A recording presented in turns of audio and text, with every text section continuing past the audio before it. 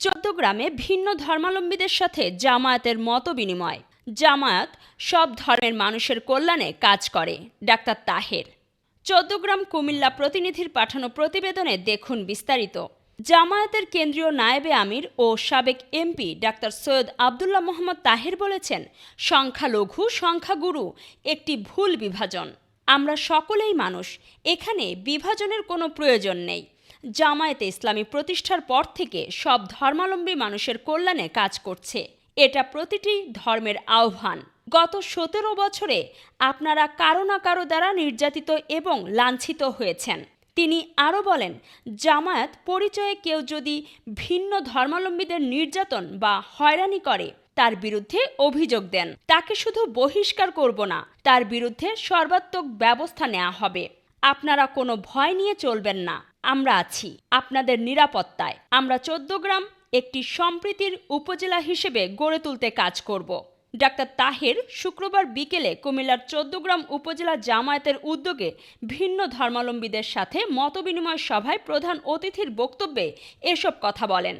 তিনি হিন্দুদের জন্মাষ্টমী উপলক্ষে সকলকে শুভেচ্ছা ও অভিনন্দন জানান। চট্টগ্রাম উপজেলা জামায়াতের আমির মাহফুজুর রহমানের সভাপতিত্বে ও সেক্রেটারি বেলাল হোসাইনের পরিচালনায় বক্তব্য রাখেন জামায়াতের পৌর আমির মোহাম্মদ ইব্রাহিম, জামায়াত নেতা আব্দুর রহিম, ইয়াসিন মজুমদার, জয়নাল আবেদিন পাটোয়ারি, আলহাজ আয়ুব আলী ফরাজি, ডক্টর শাহাবুদ্দিন, মোশাররফ হোসেন ওপেল, ভিন্ন ধর্মাবলম্বী শ্রী দীপঙ্কর চক্রবর্তী, শ্যামল সুর, রায়মোহন সূত্রধর, বলরাম কর্মকার, বসু দেবনাথ, লিটন দত্ত, অরূপ ভৌমিক, আকাশ কর্মকার, শ্রী শঙ্কর দা।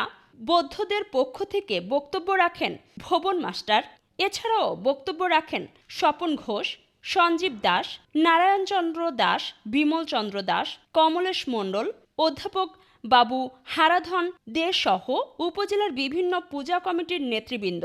এর আগে ডাক্তার তাহের শ্রীপুর ইউনিয়নের নালঘর, শুভপুর ইউনিয়নের পোটকরা সহ বেশ কয়েকটি স্থানে নির্বাচনী সভায় বক্তব্য রাখেন।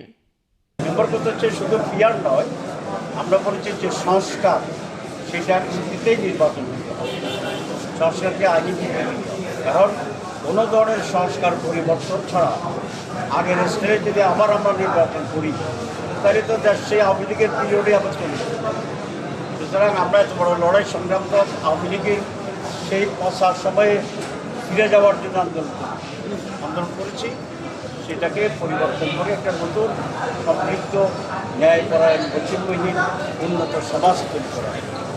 সেজন্য সংস্কারটা বাধ্যতামূলক এবং প্রধান উপদেষ্টা বলেছেন যে সংস্কার এবং সাংবিধানিক পরিবর্তন যদি না হয় তাহলে আমরা আবার আগে যাব।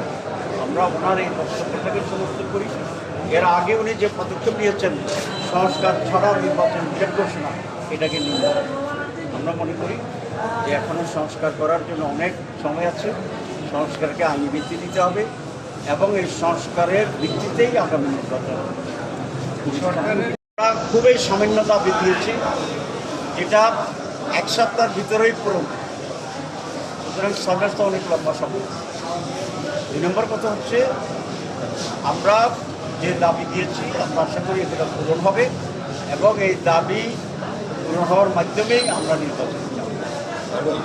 চট্টগ্রামের ব্যাপারে আমাদের কোনো প্রতিক্রিয়া নাই, আমাদের ক্রিয়া আছে। ক্রিয়ার পরে তো প্রতিক্রিয়া, আমাদের এখানে ক্রিয়া আছে। ক্রিয়াটাকেই আমরা চাচ্ছি চট্টগ্রাম যে একক একটা সংসদীয় আসন, এটা এইভাবেই থাকুক, এটা মানুষের জন্য ভালো। এবং সে কারণে আপনারা দেখেছেন আমি চিফ ইলেকশন কমিশনের সাথে ব্যক্তিগতভাবে যে দেখা করেছি এবং তাকে আমি এটা স্পষ্ট করে বলে দিয়েছি চট্টগ্রাম থাকবে। এর আগে হচ্ছে কোনো অ্যানেক্সার বা আমরা সারা দেশের ভিতরে মোট 48টি আসন নিয়ে কথা আছে। এর ভিতরে 19টি আসনে আমাদের আপত্তি আছে।